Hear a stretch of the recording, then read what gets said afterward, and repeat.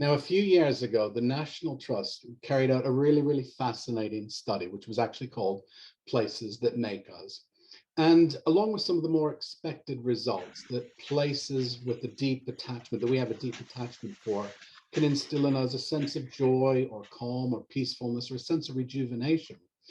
This study actually looked at some of the neural networking, the neural paths of places, and it turned out some staggering results. By actually using MRI mapping of the brain, we learned that places of deep attachment have a strong correlation with the left amygdala, which is the region of the brain primarily responsible for positive emotions. In even a more startling discovery, once again looking at MRI mapping of the brain, this study determined that places of great personal affection carry a greater emotional weight than personally beloved objects, which I find really fascinating, given that we live in, by and large, a very materialistic society in which consumption, consumerism, they're really the bedrock of our sort of political and economic systems. 92% of the respondents to this survey said that they would be distraught if a place they loved was to be destroyed. Now, sadly, that is becoming increasingly common and familiar to many people throughout the world, as we are losing places of importance in a cultural sense, places of importance in a natural sense, on almost a daily basis, sort of grubbing up all the fine particulars of our landscapes and lives, both in the rural landscape and also in the urban too. And you will all know some of the campaigns that have been carried out or are being carried out to save some of these places. Save such and such a meadow, save such and such a woodland, or with the campaign that I got involved with earlier this year in Sussex, Stop the Lockswood Clay Pit campaign, which was to preserve a woodland. So this is the point at which my book Irreplaceable picks up, with the loss of place. But what I really wanted to look at, or the angle, I suppose, was what that potential loss might mean in the larger narrative of the natural world. Now, I began this book, and Vivid asked me earlier on, and before the event started, about my connections to different parts of the UK and various places. When I began writing this book, I suppose the seeds of the idea were sown in 2013. I hadn't planned to write this book at all. I was going to write a completely different, completely unrelated book. And I'd booked a week in London, and I'd scheduled various interviews that I wanted to conduct. I'd booked time in libraries. I had all of these things I'd planned to do for 1 week. I traveled over from Greece to do this. And whilst I was in London, I received a message via Twitter from a woman who asked me if I would be interested in seeing a place that was deeply threatened. And that place was called the Hoo Peninsula in North Kent. Call it serendipity, call it fortuity, call it fate, whichever way you particularly lean. I had one single free day in that week that I booked in London. I'd never heard of this place, even though I'd lived in London for many years. And as it turns out, it's only 30 miles as the egret flies from central London. And I thought, perhaps there's some scope for a newspaper article or a blog post to discover the story of this threatened place. So I said, okay, I'll come and see this peninsula of yours. And I caught a train from St. Pancras, and it was an early April day with snow billowing out of the sky and these bitter winds piling in from the north. And I met these 3 residents of the Hoo Peninsula. And I won't exaggerate, I'm not exaggerating whatsoever to say that my life changed that day. Because these 3 people showed me a place that I fell deeply, deeply in love with, but it was a place that could soon be annihilated because it had been proposed to become Europe's largest airport under a plan that was solidly backed by London's then mayor and, of course, Prime Minister of the country now, Boris Johnson. I won't be fielding any questions about Peppa Pig, I should point that out, though. And so these 3 residents of this peninsula, they showed me their home ground. And not one of these people were trained ecologists. They weren't professional conservationists in any sense, but they understood precisely what loss meant. They understood what loss meant, not just for their human communities, but for the wildlife communities that dwelled on this peninsula, which abuts the Thames estuary. And that day, as I watched these great skeins of geese smudging the horizon over the Thames. And I saw these saline lagoons full of avocets and marsh harriers pushing through these trembling bands of weather, and where 300,000 waterbirds winter around the estuary. I finally understood something. All of the statistics of loss that tend to be our common measure of decline in the natural world were sort of unrolled to live in reality for me. They become relatable, and they became real, and they became visceral, because I saw it all there. Because if this plan were to go ahead, almost everything on this peninsula would have vanished, including 3 entire villages and their extraordinarily beautiful 12th century churches. It would have all been gone. This was Charles Dickens's Marsh Country, by the way. This is where he set great expectations. And if you're ever up in that neck of the woods, it's a really, really beautiful part of the world. So that day, in these bitter winds and snow, I listened to the warm and passionate voices of these 3 ordinary residents. This is how they describe themselves. Talk me through this place and what was at stake. And as I took the train back to London that afternoon, I realized that I needed to write a very different book than the one I was planning on writing. And so I wrote Irreplaceable instead. Now, we live in an age of loss. It's Friday night. You guys have wine. I don't yet. But we're going to have to dive into a few of these issues first. But do stick with me, and I promise we'll surface once again. We live in an age of loss. Whether we choose to call that the 6th extinction or the Anthropocene, there's simply no getting around that fact. We live alongside ghosts, sort of shadows of our own making. Now, I would like you to do me a favor, if that's okay. Would you hold up your 2 hands like this, please? This is easier in in-person events, because now you've got to sort of modulate yourself a little bit to make sure you're there on the screen. But we'll give it a go. I haven't done this in a digital event yet. Now, I'm in my very early 50s, okay? So holding your hands up, what I would like to do is to try and give some idea of what is happening, or what has happened in my lifetime, to the wonderful bird called the nightingale in Britain, that most venerated and celebrated and wondrous and beautiful of songsters. I would like you to take your left hand and close it completely until it's a tight fist. Fold down the thumb on your right hand. I want you to fold down the pinky. You might need your other hand to do this. And I warn you, do be very careful which fingers you're flashing about, and particularly whom you're flashing them towards at this point. Then take your 2 middle fingers and fold them down so that there's only your index finger still standing in the air. In my lifetime, I was born in 1970 in the northeast of England. There were that many nightingales in Britain. Today, there is that many nightingales in Britain. That's what we face. That's what that one species faces in Britain alone. We went from that to that in just 50 years, a 90% decline. Between 1980 and 2012, 40 million starlings were lost from the skies of Europe, which works out to a scarcely believable 3,400 a day, or about 140 every single hour for the 32 years of that study. Monarch butterfly populations in North America plummeted from 682 million in 1987 to just 42 million by 2015. And of course, not long ago, we learned that 3 billion birds were lost from the skies of North America in the last half century, which is more than a third of that continent's entire total. And only last week, it was revealed that 600 million birds, breeding birds in Europe, have gone missing in the last 40 years alone. We could go on all night with this inventory of loss, this sort of litany of vanishings, but I'm not going to do that, because at a time when writing about the natural world is of necessity becoming increasingly archival, a sort of record of remembered things that bears witness to continued disappearances, I wanted to go in search of the spirit of resistance that I glimpsed amid snow on the Hoop Peninsula from these 3 people, that glimmer, that glow that is born of the stubborn and unbending refusal to give way when the irreplaceable is at stake. digging in when it comes to the irreplaceable, digging in when it comes to loved landscapes and attachments and a sense of home forged with places that matter to us.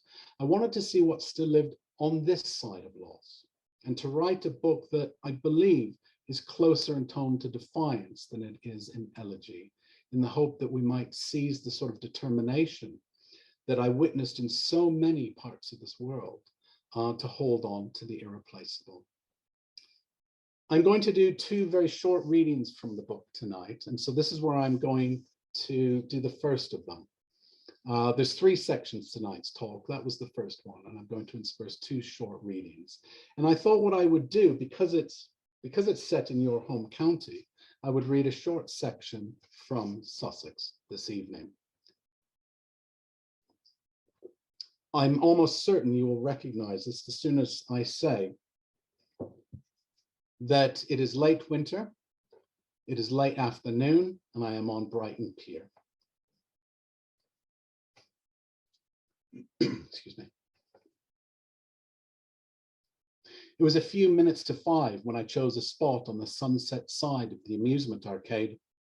A few other people had gathered alongside me, including a man setting up a camera and tripod. Photography is just my hobby, he said, screwing in a long lens. I'm a financial investigator by day. Another man wheeled his invalid father to the railings.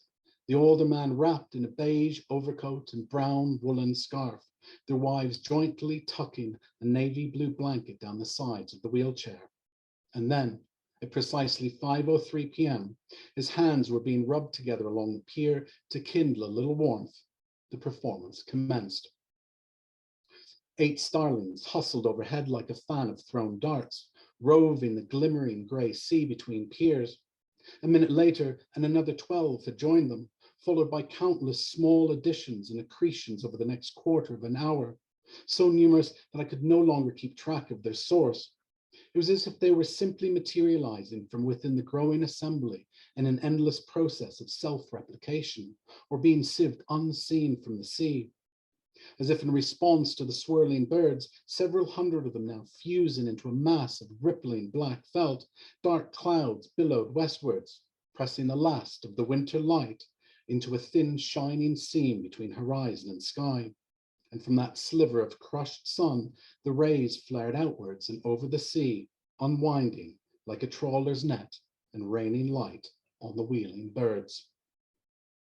Murmuration is the word given to these grand assemblies of starlings, descended from the Latin murmur, meaning to surge, though a friend of mine said it sounded like a compendium of murmur and admiration, which seemed about right to me, and I suspect to the many others gathered that evening on the pier, not merely the ones who had arrived especially for this regular winter event, but for those unknowing visitors pulled in by the sheer, unexpected magic of it all.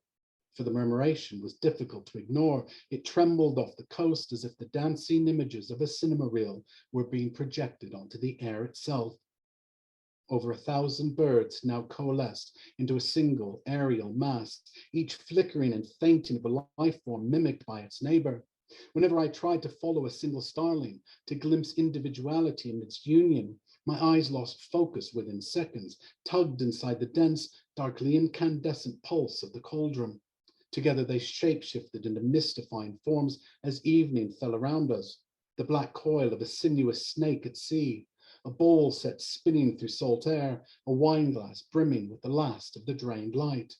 No sooner had a shape been perceived than it had already morphed into something radically unrelated, as if a sequence of ethereal phantoms, fugitive and ethereal, a vast tremulous cloud of intelligence where each curvature and warp in the air was a response to the dynamic but precise volatility, and few movements seemed beyond their reach, often congregating in such bewildering numbers to better survive the incisive attack of a predator. Starlings have perfected the artful synchronicity of grace under pressure, a battle shield of weaving wings against the piercing talons of a peregrine. The murmuration had a profound effect along the length of the pier. 2 girls abandoned the selfies they were taking in front of the games arcade, standing side by side instead and re-angling their phones so that the camera lens faced out to sea. A woman, middle-aged and wrapped warm in a burgundy scarf, simply said wow in the midst of it all, entirely transported by the spectacle, and the man in the wheelchair smiled weakly as he stared at the display. "Mum, look at this side," cried a young boy, trampolining with joy on the wooden boards. "They're over here as well." And so we all followed him to the other side, as though the pier were in fact a tilting ship in a storm, its passengers sliding back and forth across the deck with the swell. The starlings were incoming now, their sky vessel moored for the night. The murmuration began to unravel and fray as the evening gradually darkened, each buoyant weave falling towards the sea before being drawn down in long ribbons into the structure of the pier itself. And within seconds, the dreamscape of birds had vanished from air. So that's part of the introduction set in your home county. I think most of you are there at the moment. I'm going to move on to the second part. By the way, do feel free if you have questions, you can either hold them for later on, or if you want to pop them up for Viv to take a note of, you can ask something in the chat box.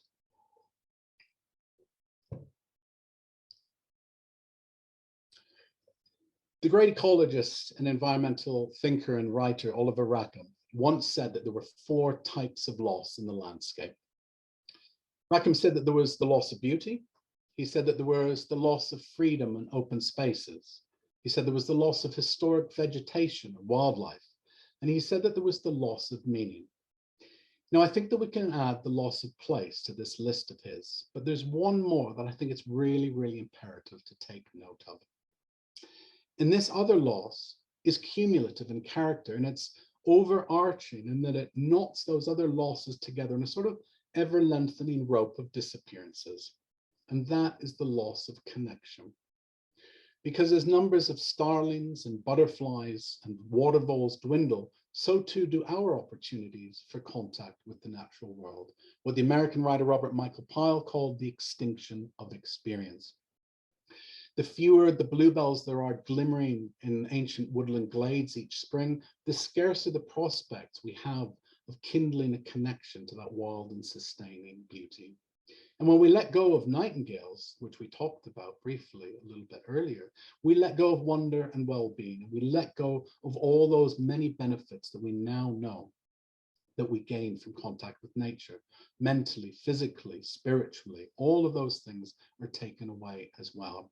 And of course, without connection, ultimately, we lose the ability to look after the natural world, and we lose that wider sense of being incorporated within it. If starlings were ever to go the way of the dodo, those people we just met briefly on Brighton Pier, their evenings would not have been changed or transported in a different way by that extraordinary beauty of a starling murmuration, because we wouldn't have that contact. In his book about the extinction experience, Robert Michael Peele, the book's called The Thunder Tree for anybody. I highly recommend it. It's called The Thunder Tree, which was published in the late 80s. He's a US writer. There's one line in particular that seems to sum up much of his thinking about the extinction experience. And it's a very profound line, because he says, "What is the extinction of the condor to a child who has never known a wren?" And that's what the extinction of experience and extinction of connection ultimately brings us to, this kind of cycle of detachment that worsens with each round. Now then, I would like you all to imagine yourselves in the year 1879. If nothing else, that will give us a very, very brief respite from the pandemic, because there wasn't a pandemic in 1879 to the best of my knowledge. So you're in the year 1879 and you're walking along the banks of the River Thames. You're not so very far from Oxford, and you're quite close to a little village called Binsey. You're not alone on the Thameside path that day, because there's a figure ahead of you. And that figure is the poet, Gerard Manley Hopkins. But Gerard Manley Hopkins isn't moving, because he's just discovered on his regular walk along the Thames that a beloved row of poplar trees have been cut down since he did his last regular walk. You carry on walking and you catch up with Manley Hopkins, and you then pass by him, and not for a moment did he even turn and notice you, because he's just staring at the devastation. When Gerard Manley Hopkins eventually moves on, he goes home and he begins writing an extraordinary poem, quite mournful poem, but beautiful as well. And it's a poem called Binsey Poplars, which he wrote in response to the felling of these trees. And in it is a line, I think, of profound beauty, but also prescience. Because Gerard Manley Hopkins says, aftercomers cannot guess the beauty being. Now, what he was essentially foretelling, unknown to him, but essentially foretelling roughly 140 years ago, is the shifting baseline syndrome. Many of you will probably already be familiar with the shifting baseline syndrome, but for those that you aren't, it was an idea first developed by a fisheries expert called Daniel Pauly. And he developed this concept in light of scientists' complete inability to determine what a pre-human baseline of fish population sizes in terms of numbers, but also the physical dimensions of fish might be. It was before we were truly, it was simply beyond our knowledge of what those size might be. Now, that idea related to fisheries, it's since been transposed and it's utilized in a far greater range of relationships in terms of the natural world. And it's what the writer Julia Whitty calls the phenomenon of forgetfulness. Because by and large, our relationship with the natural world is an affair of the day-to-day. It's about those intimate interactions and connections. Doesn't matter if it's outside your door when you see a starling or a blackbird, or on a holiday to marshes, wherever it might be. It's still very much an intimate affair of the day-to-day. And it's profoundly difficult for us as humans to understand what past presence truly was like, except theoretically. We're not very good at understanding what that was like. Because of that, we have come to effectively normalize the continually degraded nature of the planet. We almost psychologically accept paucity because we don't really have it within us to understand at an experiential level what presence really was. To give you just a very, very small example, you might be thrilled by an elegant quartet of birdsong in a summer wood. And you might possibly remember that when you were a child, that quartet was a chorus of birdsong. But it's almost impossible for you to really understand that long ago, well before your time, that was actually orchestral, because aftercomers cannot guess the beauty being. Now, the shifting baseline syndrome is potentially crippling. Like all forms of nostalgia, when we hearken back to a time which we perceive as a kind of golden age, often in relationship to our childhoods, it can lead to a terrible state of paralysis and pessimism, because we don't feel that we can really move on because we've already missed the golden age. I've actually been told privately by one British naturalist, an otherwise ardent defender of the natural world, that there's no point in trying to protect Britain's wildlife anymore because there is so little of it left. This is an idea that I profoundly disagree with, and I'll tell you why.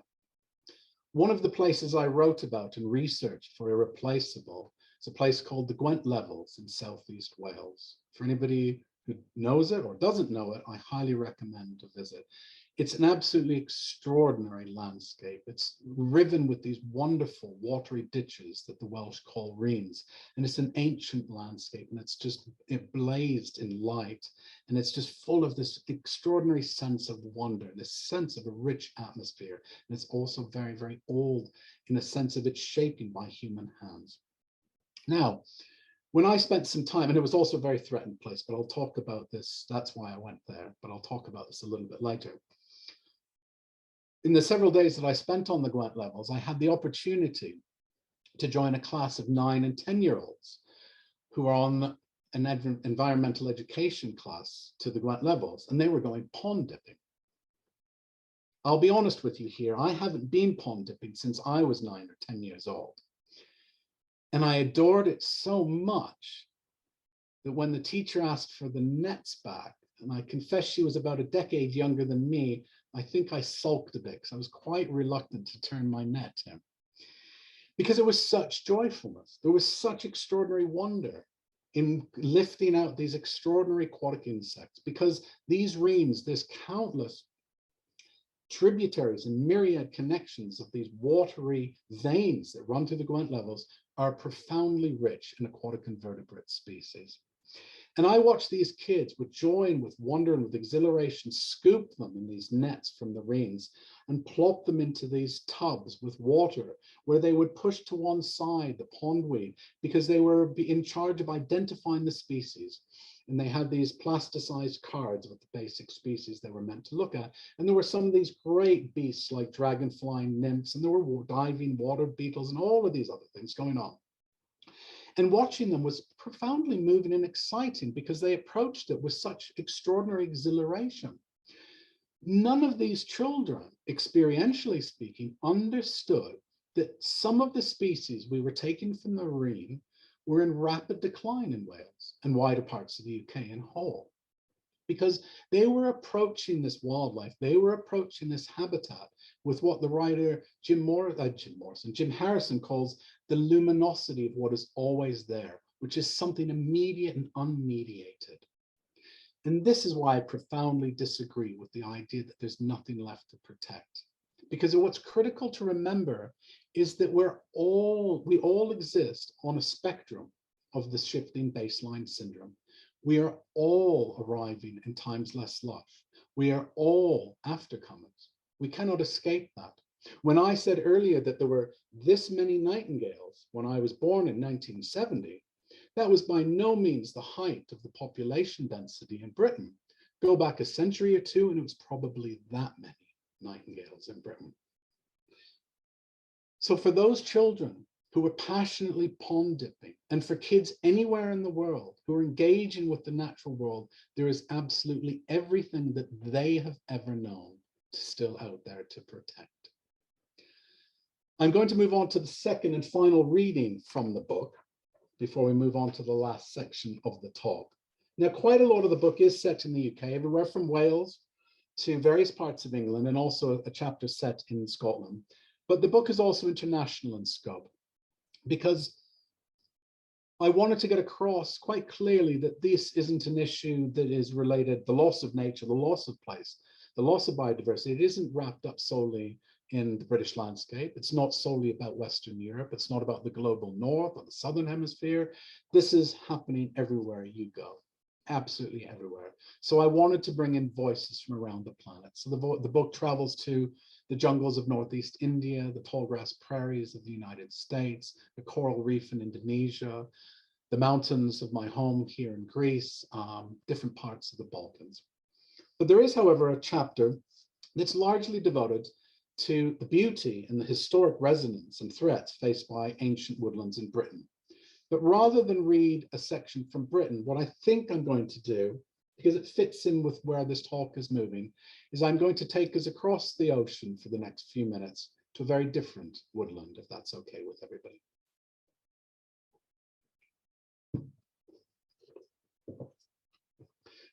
Excuse me.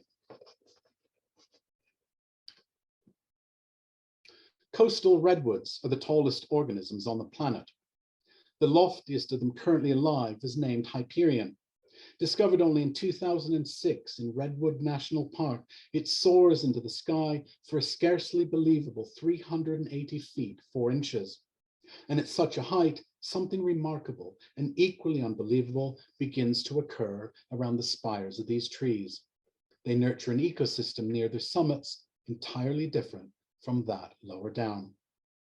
It wasn't until tree climbing scientists Steve Sellett and Marie Antoine began their complex and exceptionally dangerous ascents of redwoods in the 1990s that the accepted scientific assumption that the redwood canopy must resemble some kind of high altitude desert, a cold and bitter zone that supported precious little wildlife at such exposed and rarefied heights, was disproved. A discovery that managed the very difficult task of making old growth redwoods even more fantastical and astonishing than they already were. High amongst the tree pinnacles, where vapor regularly congeals into cloud and branches tangle and twine with the profusion of a tropical rainforest, Sellett and Antoine discovered a magical, mysterious realm. Up there in the mists, the first people to ascend to the dizzying summits of old redwoods, the pair found ornate gardens of ferns adorning the spires, hanging tapestries and mats of epiphytes, which absorb such enormous quantities of rainwater that they are the densest mass of plants growing on other plants in any forest canopy in the world.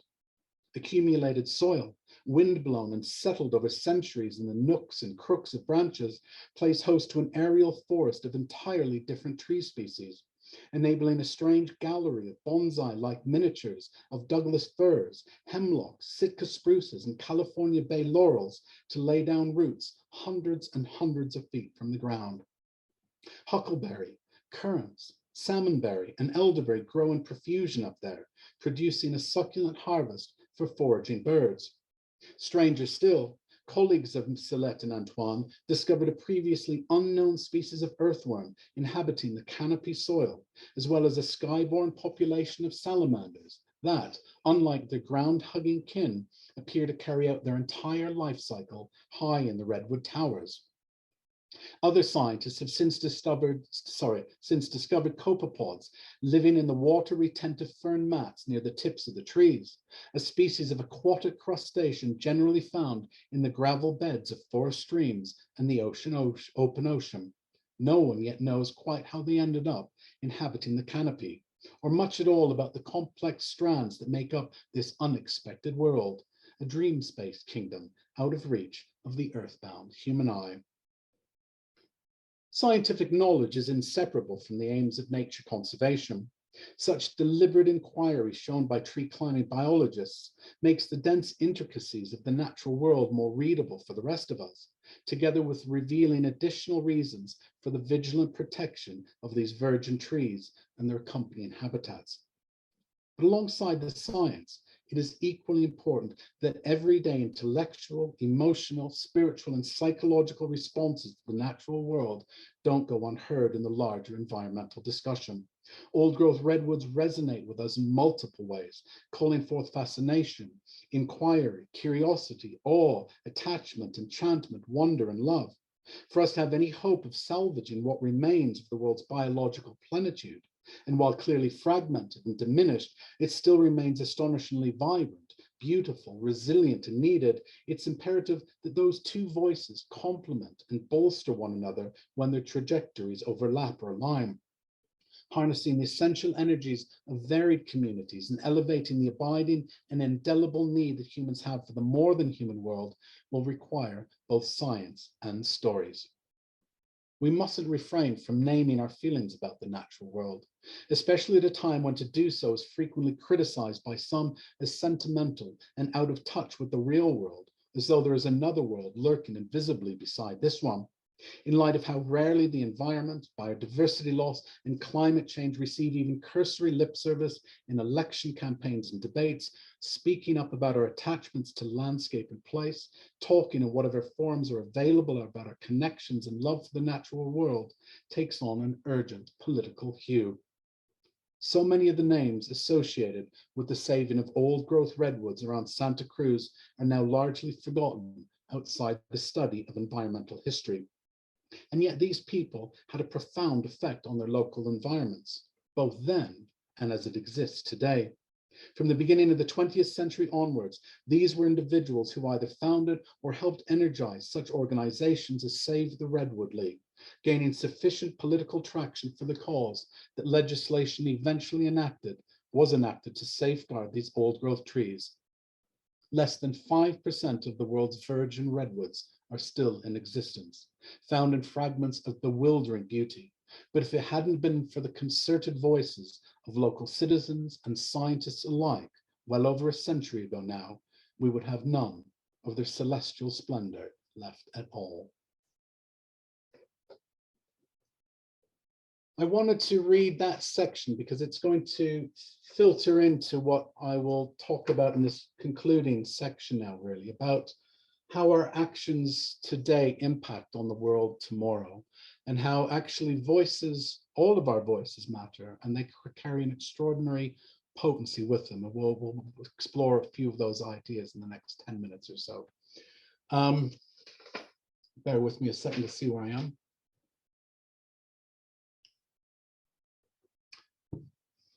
all too often, the kind of voices that are typically heard in our world belong to those with power, whether that's politicians, corporations, big businesses, developers. We all sort of know this. And of course, that's completely true when it comes to many of the developments that that threatened a lot of the places that I looked at in this book. And that included an 850-year-old ancient woodland that was threatened by the construction of a motorway services just outside of Sheffield, a 148-year-old urban allotment in Watford that was threatened by a car park and was eventually built over. The wonderful and protected Gwent Levels in Wales that would have had 14 miles of 6-lane motorway run through the middle of it, and a completely protected Indonesian island that was threatened by illegal iron ore mining that would have destroyed the extraordinary radiant beauty that's encircling coral reef. Now, many of these places were already protected. They were already protected against precisely the kind of threats that they faced. So when campaigns began in order to try and save and protect these, the protection was already effectively enshrined in law. But by and large, those in positions of power argued quite vociferously that the economy was of far greater value than the intrinsic and inherent value and beauty of these places. And that's not hugely surprising when you consider the vast amounts of money that are wrapped up in the construction of airports and luxury homes and motorways and iron ore mining.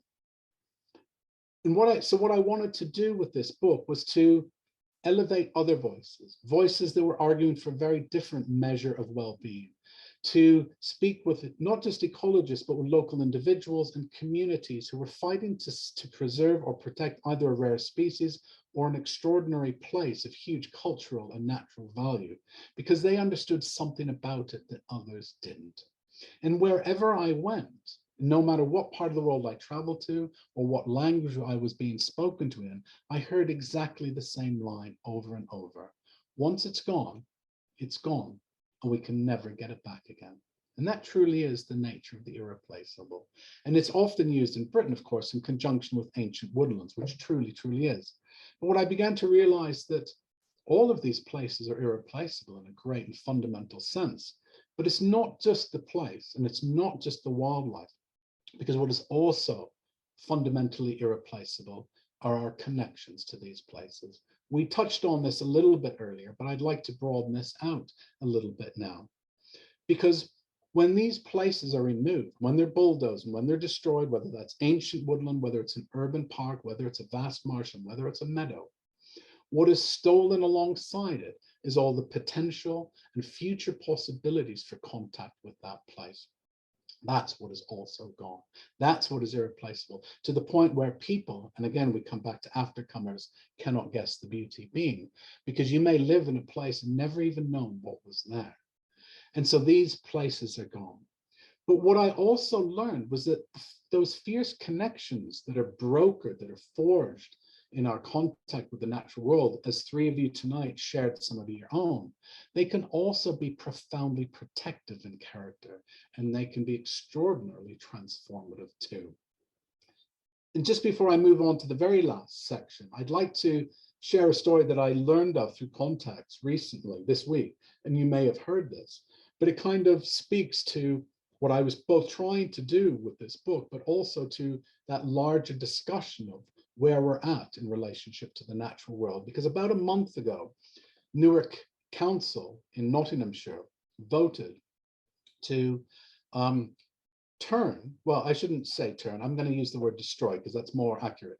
Destroy a beloved green space, a small urban meadow that was next to the public library and 4 beautiful mature trees in order to expand a car park by 22 places, even though studies had already shown that the already existing car park was only operating at 60% capacity. There was an uproar, as you can well imagine. And last week, a large number of local people camped out through the night in this green space next to Newark Library Even as the development company began putting up the metal hoardings, the metal sheeting all the way around it, and the police arrived and began pulling campaigners out of this space. A few of them, including a few who were quite elderly, stayed, and they stayed all night. And this story generated such extraordinary interest that there was an 11th hour reprieve. And the council, which had vehemently said that it cannot change its mind because it was already voted on, that it was a binding council decision and nearly unanimous, that it cannot be struck down, hurriedly went and voted again. And I'm very, very happy to say that 48 hours ago, Newark Council withdrew its plan to build a car park. And that old Joni Mitchell song, you know, what is it? Building a built over Paris. I forgot what it is, the lines. You'll all know what it is. But that's exactly, literally what was about to happen. But that power, that potency of human collective action, and in the last section, I'll talk about that, was an action, was literally happening in Newark this past week, and it worked. So I just wanted to move on to the last section, bearing that in mind. One of the very final chapters in this book, the book kind of moves through there's a sort of narrative arc to the book. We begin with loss, we move through the period of grief in the book, and we come out because I've discovered an extraordinary degree of hope through spending time in various parts of the world with remarkable people, all ordinary, they would say, but I called them extraordinary ordinary. And what I realized is we all have the capacity to be extraordinary. I spent about 10 days with a tribal community in northeast India, in the state of Arunachal Pradesh. And I lived with them in their jungle, where they reside in bamboo huts. And the Naishi are undergoing this extraordinary change within their culture currently, because they are attempting to alter the very fabric of a tradition that they have held dear for hundreds and hundreds of years, in order to help save a wild species. I should also say up front that the Naishi, they aren't, they're not a tribal community that should be romanticized as though they're somehow perfect. They have considerable problems within their own community. They are dealing with a number of other issues. And I think in many ways, this is what made their stories so profoundly powerful for me. The Naishi have traditionally hunted hornbills. So does anybody here know hornbills? There's quite a few hornbill species in the world. There's 4 hornbill species that exist in the jungles where I spent time. But the predominant species that they have traditionally hunted is the great hornbill, and its wingspan is, I mean, it's just absolute vast bird.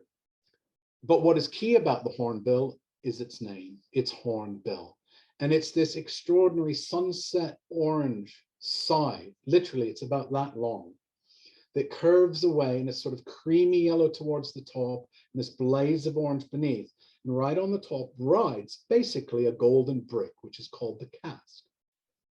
The Naishi hunt the hornbill, they remove this entire hornbill and cast, and they fit it to their traditional headdresses, which they wear during ceremonial festivities. But because of the efforts of one man in the tribe who recognized that hornbill numbers were plummeting in the jungles, he tirelessly worked to convince the tribal elders, who for quite a while kept saying that he was betraying their very traditions. He kept trying to convince them to change their pattern of hunting. And like so many of the stories I discovered whilst writing this book, that's how change frequently happens, with just voices who then, you know, that then pass on to other voices. This man was tireless, and he eventually convinced his tribal community to give it a go. And now the Naishi people in the jungles of Arunachal Pradesh no longer hunt the great hornbill or any of the other hornbill species, because they have begun adopting facsimile bills that they adorn their headdresses with. Bills that are made of fiberglass alongside clay and wood. And with the help of an organization called Wildlife Trust of India, they have now produced these absolutely perfect replicas and now wear these rather than kill the bird in order to ensure its continued existence in these jungles of home. So on the surface, the story of the Naishi is one of hunters becoming protectors, but that is only the surface story, because in my opinion, there's a deeper story going on underneath the surface there. And that's about the realignment of paths. That's about looking at the nature of home and place and how we live alongside other species. And what the Naishi are now doing through a nest adoption program is that they actively protect nesting trees of hornbills. They are actively attempting to expand their understanding of home so that it includes all of the jungle. They're actively expanding that idea of home so that it includes more than just the human world in its embrace. Now, I hope this doesn't happen to any of you over the weekend or at any time in your lives. But if you were to imagine coming home from work or from an evening out somewhere to see smoke and flames pouring from your house, you would do absolutely everything that was physically and safely possible to try and save your home. You would, we all would. But what if that fierce sense of protectiveness towards places and wildlife could be expanded, could be enlarged like the Naishi are doing, so that it moves beyond the bricks and mortar of our home, so that it includes the wildlife in our midst, so that it includes the places that we dwell in, so that it includes the connections we have with other places. What then? Could we expand what home really means, so that the feelings that we have for literally the structure we live within is much more, is a much larger and greater idea of affiliation with the wider world. While I was in the jungles of India, I heard the story of a tribal man called Taya. His story was told to me by a very, very dear friend of his, as Taya had died a few years before I traveled to the jungles of Arunachal Pradesh. Taya's story is this. One day during the monsoon season, and I don't know if anybody here has traveled to India at all, but the monsoon season is wild. The rivers go from literally a trickle to just these raging, uncrossable torrents that can cut people off for sometimes weeks and even months on the other side. Taya had a bamboo home, like all Naishi people do, by the river during the monsoon season, and he watched a herd of elephants. Elephants, by the way, in the jungles I spent time in, are as common, well, elephant droppings are as common as sheep shit in the dales out there. And I was warned by a number of people that there are only two options if you encounter an elephant, Julian. Run up a tree. He said, I don't advise that, but that's one option. And I said, and the other, run. And I said, would you advise that? No. So those were the two options, neither of them particularly good. Taya was watching this herd of elephants crossing the river. But because it was the monsoon season, they began struggling badly, and particularly one baby elephant. There was no way it would make it across. And the herd, as elephants frequently do, they attempted to guide it and push it across, but the river was just far too strong. And the baby elephant continued to struggle. The herd finally crossed to the other side, but they didn't abandon the young elephant. They all turned and faced the river and watched it. And Taya, who was outside his home, adjacent to the river, he said to the friend who told me this story, my heart couldn't take it anymore. I had to do something. Taya ran inside his home and he gathered a long length of rope that he used to gather forest fruits from the top of the canopy. And he called his whole extended family out from the hut. Knowing that there's no way that he could handle the elephant simply on his own, he wrapped the rope around his waist and he anchored it with his family on the shore. And then he waded into this cold, swift river. Taya reached the baby elephant just before it was swept away, and he somehow managed to wrap the end of the rope around it. And his family then pulled them all safely to shore. And the baby elephant was released of the rope and joined the rest of the herd that then walked off into the jungle. Very, very, very, very few of us will ever have the opportunity in our lives to risk our lives to save an elephant. But there's something of that urgent plea, that urgent idea of Taya's that has stayed with me today, stayed with me until today. My heart couldn't take it anymore. There is something about those words that are actually open to each and every one of us in the lives we live and the actions we embark on in our conversations in our communities. For some, it might mean letting your wildflowers in your garden grow long. It could mean letting your dandelions sprout and go to seed. It could mean cutting holes in your fence to enable hedgehogs to move more freely. It could mean volunteering with wildlife organizations. It could mean voting for political parties that support and are sympathetic to everything we stand to lose. It could mean just about everything. It could mean joining Extinction Rebellion if you feel that's right for you. It could mean supporting the student-led climate strikes around the world, because there are so many options open to us when our hearts cannot take it anymore. And as the Czech writer Ivan Chilik once said, there's a place in the landscape corresponds to a place in our heart. And what I understood from Taya's efforts to save that elephant is that amidst the grave loss of species, amidst the loss of places, there is much for hope to be built upon. But hope's one of those tricky words, isn't it? It's a little bit like place. What is place? How do we define place? What does hope really mean? If you think about it, you probably used the word hope sometime today. I hope you're well. I hope the weather stays dry. I hope you have a nice holiday. I hope it doesn't rain. It's a bit of a wishy-washy word in many ways, isn't it? It doesn't carry nearly as much weight as it possibly could. And I think the reason for that is because for too long, we've treated hope as a passive verb instead of an active verb.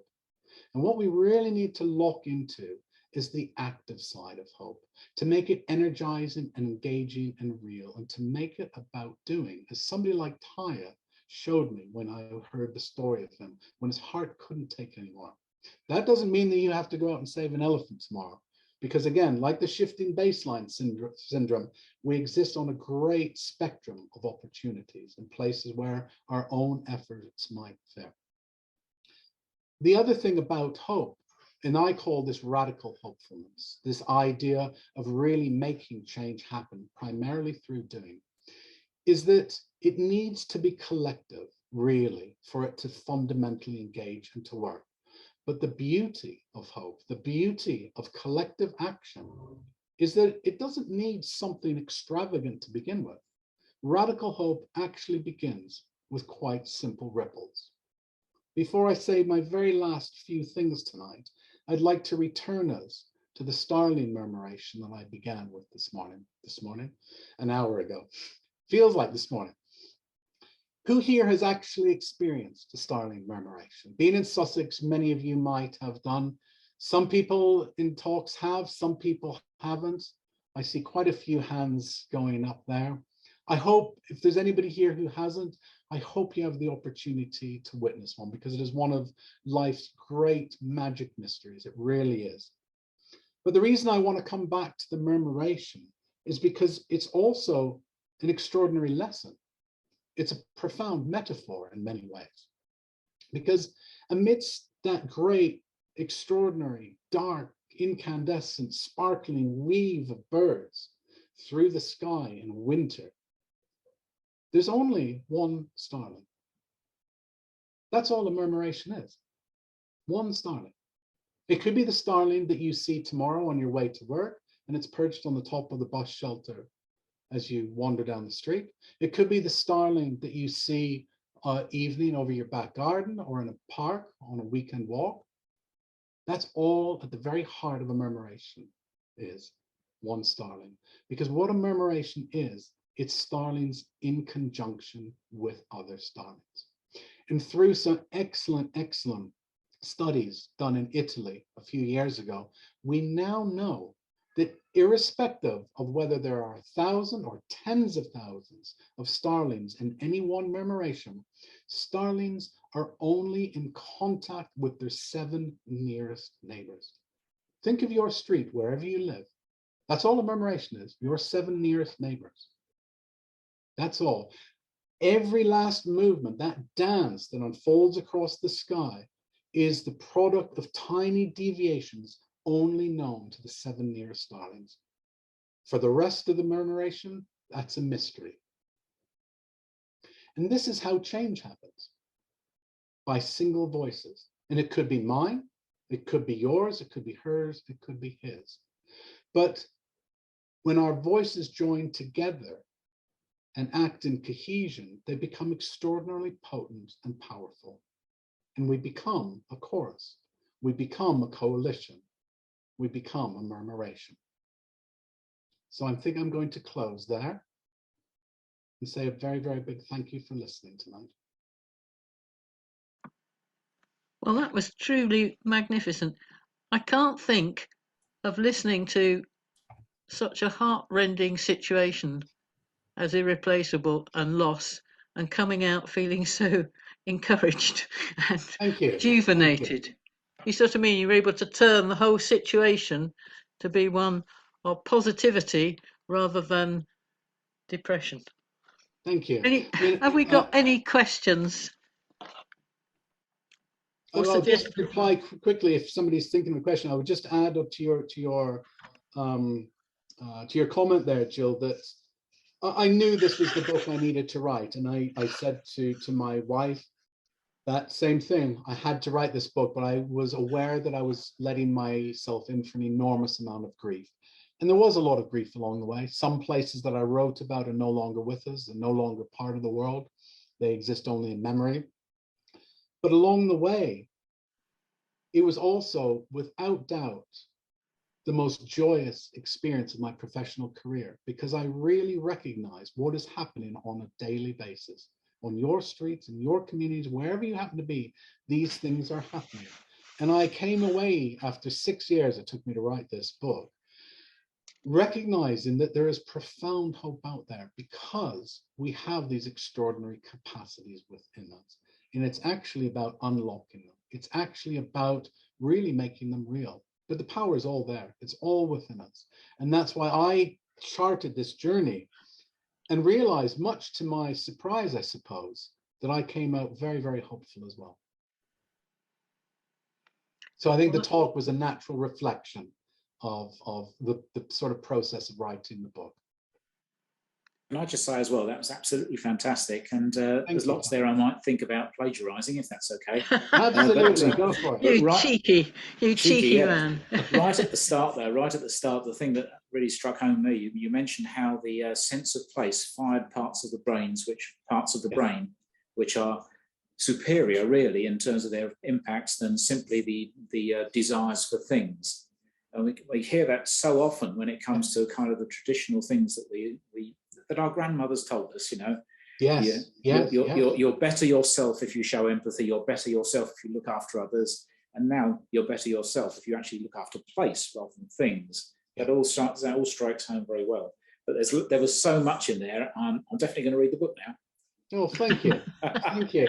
I will just say it's available at, all independent bookshops and all Waterstones. It can be found online. So it's available on our bookshelf as well. So I'm going to So there you go.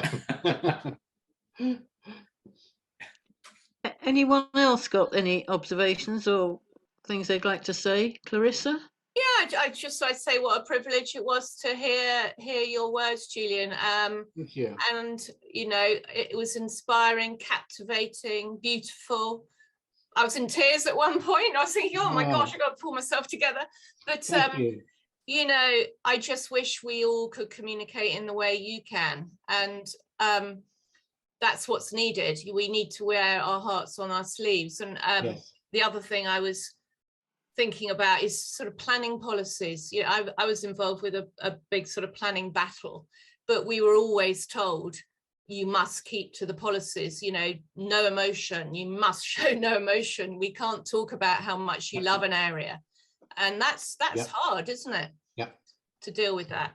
Very hard. And I think it's an error as well. Yeah. And, when I, that very first day, and I told the story on the Hoo Peninsula, didn't know that it was going to become a book. I was just going down there, and one of those 3 campaigners, a lovely man called George, he met me at the nearest railway station, and he just had this big white sort of plumber's van.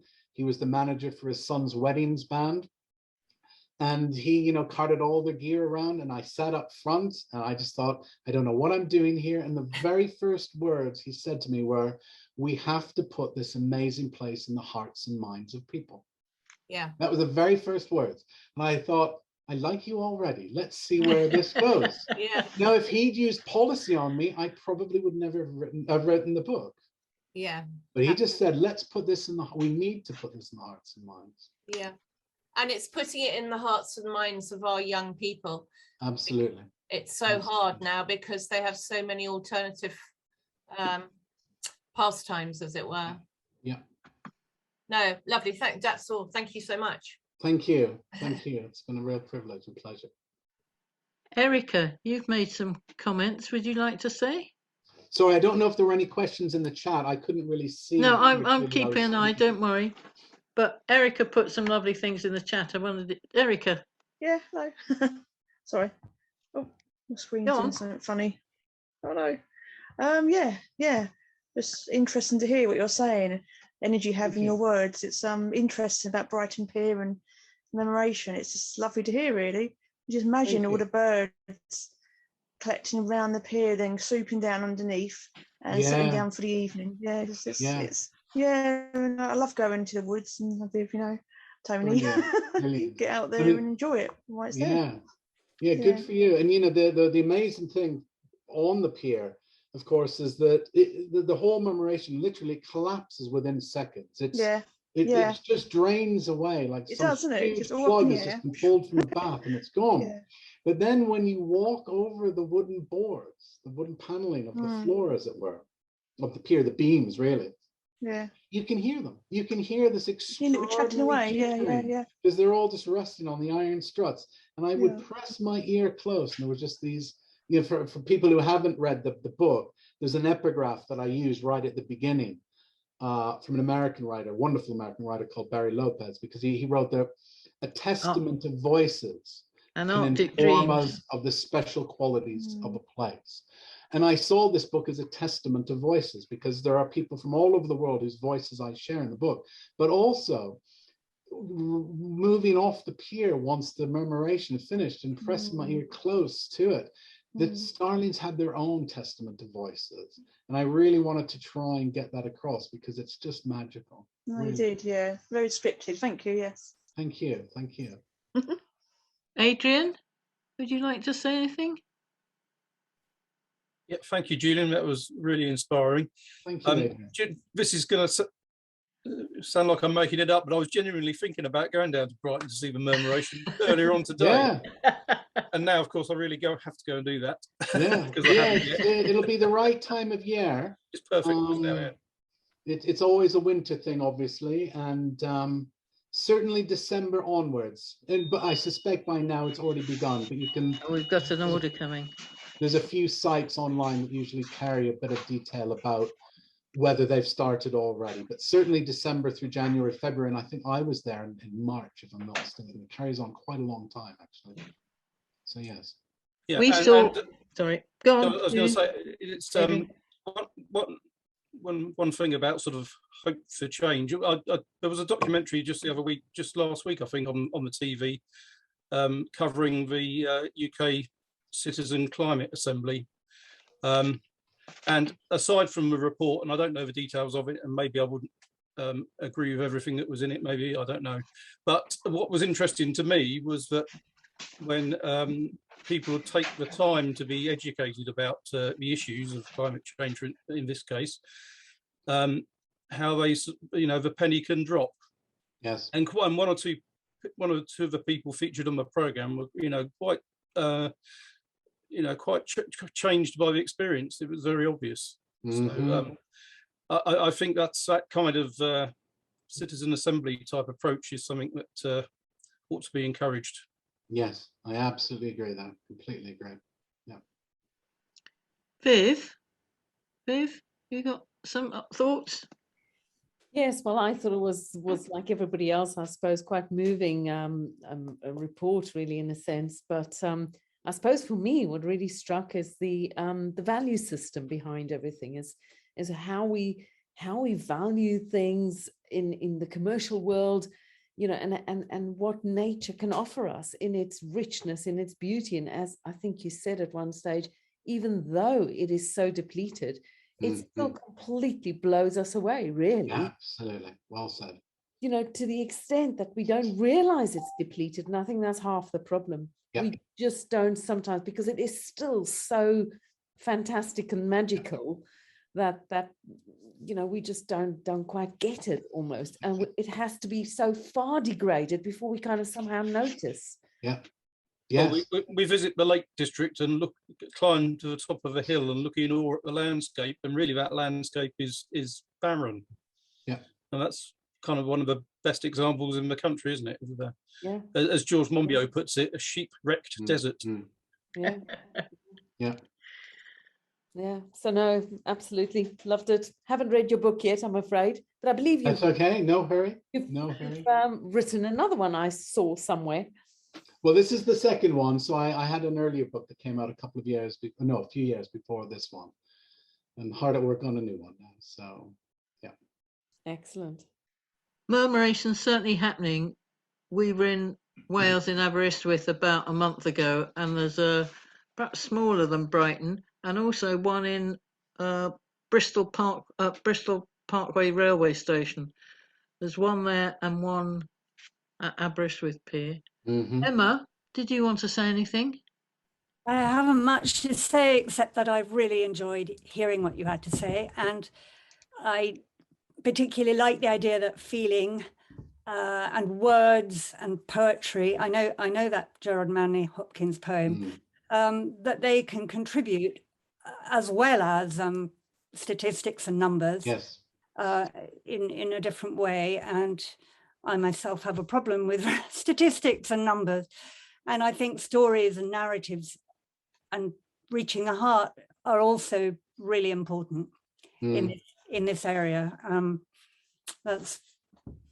They haven't seemed to be regarded as important up to now, or so it seemed to me. Yes, I agree, and I think for a lot of people, statistics can be quite difficult. I mean, I'm very good. Two of my very closest friends are mathematicians, so they don't have this problem. But I think a lot of people do struggle with statistics, and to extract meaning from them away. You know, one of the things that I mention in the book is that in the year 2017, the number of plastic bottles that were purchased in that 1 year throughout the world, if placed end to end, would travel halfway to the moon.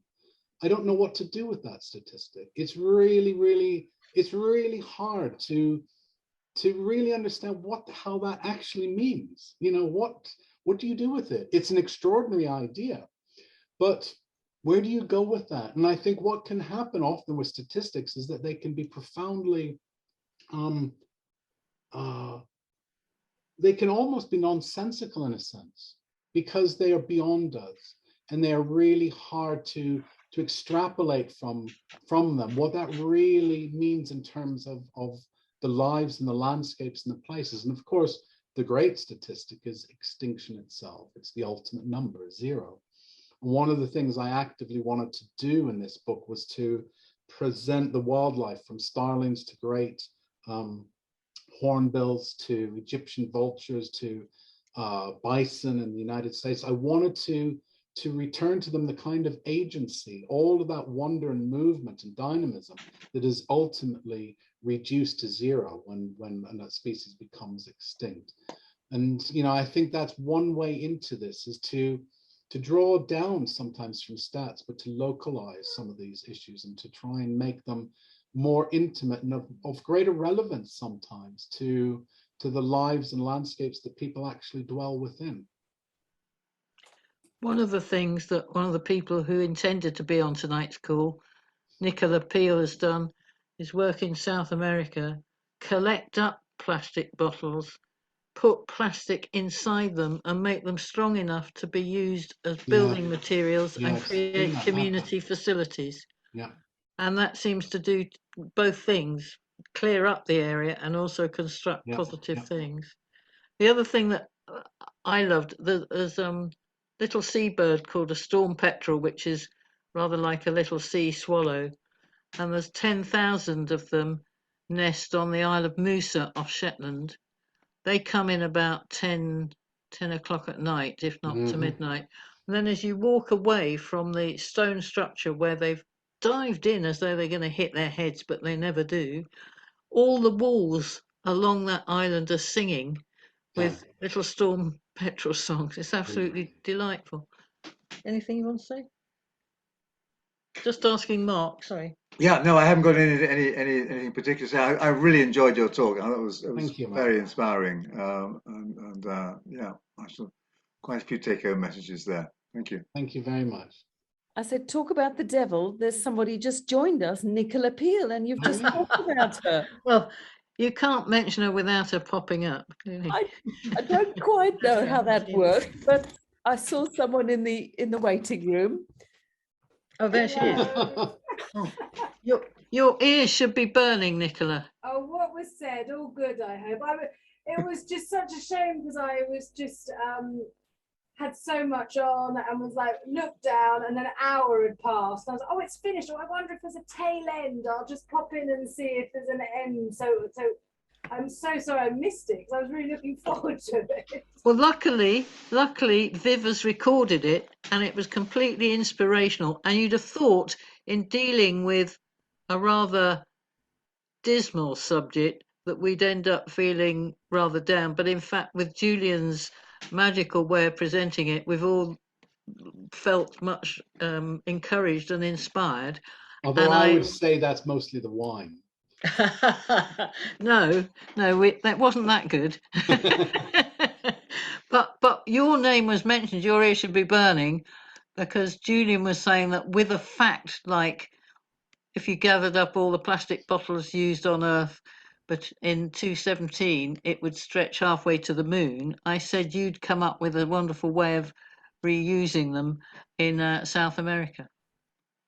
Yes, and creating. It feels like another lifetime ago that I was doing that, and I actually, well, one building was 3,200 plastic bottles filled with rubbish. Wow. That was a restaurant, and I also helped to build a health centre, a school, and lots of benches. So it was, you know, in countries where there is no recycling, and so they either burn it or throw it in the rivers. So that, you know, in their eco bricks work great if you can use cob, because if you use cement and then stick all the plastic together with cement, you just end up with a big mess afterwards somewhere down the line. So here in England, they've asked me, loads of schools have asked me to build with plastic, and I've just said no. Because one school promised me we would do it with cob. And we had a wonderful time with the children mixing cob, and we built a bench, and then I told them they must put a roof over it to protect the cob, and they didn't. The next thing I heard through the grapevine was they just cemented over the whole thing to protect it. So it's like, okay, cement and plastic just doesn't go well together. So I'm not doing that here, but yeah, so that's the story of the eco bricks. Brilliant, brilliant. Good to hear that. Yes, well done. So any other comments, input anyone would like to add? I just wondered, Julian, how often you talk, you do talks like this, and you know, because I'm sure they're really beneficial, and if more people could hear you. Yes, I do them. I mean, obviously pre-pandemic, I do book tours in the UK and, you know, various places, from universities to bookshops to festivals. And obviously since the pandemic, that's been pretty much all whittled down to Zoom talks like this. So yes, whenever I get asked to do them, I do a talk. So if you have an organization, something in mind, just let me know. Will do. Thank you. You're very welcome. You're very welcome. We can share the contact details if you're happy about that, Julian. Yes, of course, absolutely. Good. So any other input? Can I just ask what's happening to the recording of this? Is this going to be available on YouTube, or how can we see it again? Well, with Jill's permission, I mean, I am recording, so I can kind of call it top and tail it with a minimum edit, if that's okay. only because my time is very limited, and make it available to Jill, or I could put it up on the Your Better Nature YouTube site maybe, and just send you a link if that's a better option. Or if you've got a Kirdford website you want to, we can discuss afterwards, but I'm sure we can make it available. Lovely. Nicola better be first recipient.